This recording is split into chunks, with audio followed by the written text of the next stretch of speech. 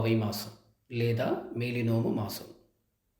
వసంత మాసంలో కోయిల నాదంలాగా ధనుర్మాసంలో ఆండాళ్ చెప్పిన పాసురం పల్లవిస్తూ ఉంటుంది.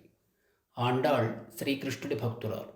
మార్గశిరంలో తెల్లవారుజామునే లేచి తలారా స్నానం చేసి నోము నోచుకుని కృష్ణుణ్ణి ఆరాధించేందుకు గోపకన్యల్ని పిలవడం నుండి తిరుప్పావై పాసురాలు మొదలయ్యాయి. మనం ఈ పాసురాల్ని అవగతం చేసుకుంటూ వెళితే ఆండాళ్ చెప్పేది మనకు హృదయంగమం అవుతుంది.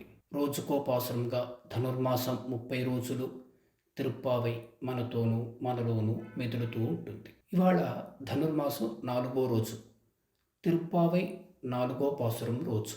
ఆండాళ్ 4వ పాసురంలో కన్నయ్యను ఆనందంగా మార్గశిర స్నానం చేసేందుకు అనుగ్రహించమని కోరుతోంది ఇలా.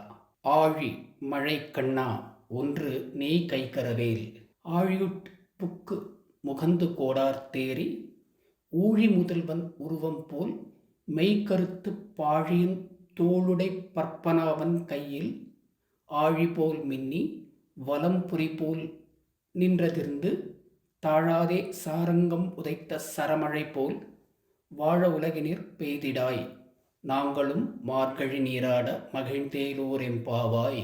సాగరమా వానవేల్పు కన్నయ్య, నువ్వు ఇవ్వడం ఆపయ్యకు. సాగరంలోకి దిగి తోడుకుని చప్పుడు చేస్తూ పైకి వచ్చి ఆదిపురుషుడి ఆకారంలాగా నల్లని మేనుతో విశాల బాహువుల పద్మనాభుడి చేతిలోని చక్రంలా మెరిసి పాంచజన్యంలా మోగి ఎడతెరిపి లేకుండా సాగరం నుండి వచ్చే శరవర్షంలా అందరూ వర్ధిల్లేట్టుగా వర్షించు. మేము ఆనందంగా మార్గశిర స్నానం చేసేందుకు ఓలాలా నా చెలి. ఆండాళ్కు అంతా కన్నయ్యే, అన్నీ కన్నయ్యే.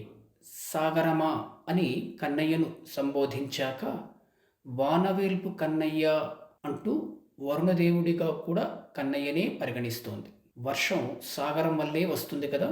సాగరంలోకి దిగి తోడుకుని చప్పుడు చేస్తూ పైకి వచ్చి అని అనడం వర్షంతో పాటు వచ్చే శబ్దాన్ని సూచిస్తోంది. మెరిసే మెరుపును సుదర్శన చక్రం అని, పాంచజన్యం మోగటం అంటే ఉరుము అని చెప్పకుండానే చెబుతోంది ఆండాళ్. వర్షాన్ని శరవర్షం అనటం ఉదాత్తంగా ఉంది. ఈ పాసురంలో చెప్పబడిన పాంచజన్యం విష్ణువు చేతి శంఖానికి పేరు. సారంగం మహావిష్ణువు ధనుస్సుకు పేరు.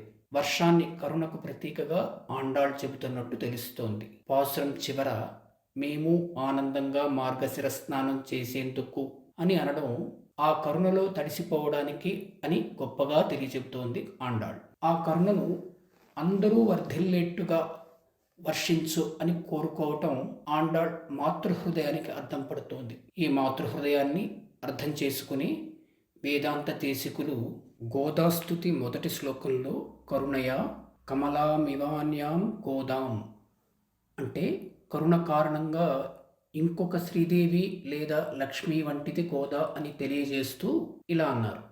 శ్రీ విష్ణు చిత్త కులనందన కల్పవల్లీం శ్రీరంగరాజ హరిచందన యోగదృశ్యాం సాక్షాత్ క్షమాం కరుణయ కమలామివాన్యాం గోదాం అనన్య శరణం ప్రపద్యే. గొప్ప భావన, భావం, శైలి, శిల్పం వీటితో ఆండాళ్ ఈ పాసురాన్ని మనకి అందించింది. ఎంత అర్థం చేసుకుంటే అంత అర్థం అవుతుంది ఈ పాసురం.